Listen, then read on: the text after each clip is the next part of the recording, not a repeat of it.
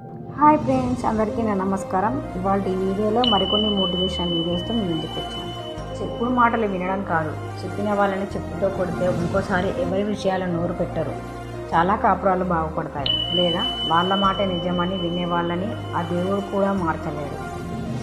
తెగిపోయిన బంధాలకు, మనం చేతులారా తెంపుకున్న బంధాలకు చాలా తేడా ఉంటుంది. ఆరిపోయిన దీపానికి ఆరబేసిన దీపానికి ఉన్నంత తేడా ఉంటుంది.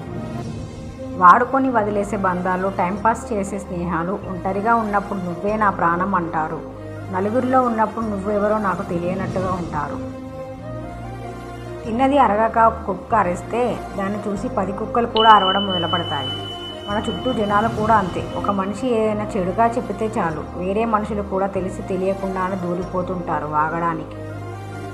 నోరు తెరిస్తే అబద్ధాలు తప్ప నిజాలు పలుకని నీకే అంత పొగురు ఉంటే నిజాయితీగా ఉండే నాకెంత పొగురు ఉండాలి? ఒకసారి ఆలోచించుకో.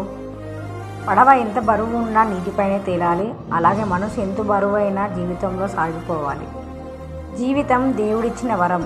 నిన్నటి బాధను తలుచుకుంటూ కృంగిపోకుండా నేటి వాస్తవాన్ని గమనిస్తూ రేపటి ఆనందం కోసం ఎదురు చూడండి.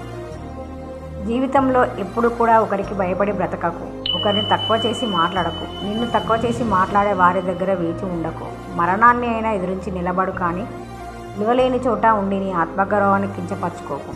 ఉన్నది ఒకటే జీవితం. నీకు విలువ ఇవ్వని వారి దగ్గర ఉండి మిగతా జీవితం వృధా చేసుకోకు.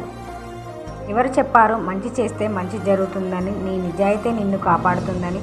అది అంతా ఒట్టి బూటకం. ఇప్పుడంతా అబద్ధమే రాజ్యం ఏలుతోంది. ఈ వీడియో కనుక మీకు నచ్చినట్లయితే like, share, subscribe our channel. Bye friends, thank you.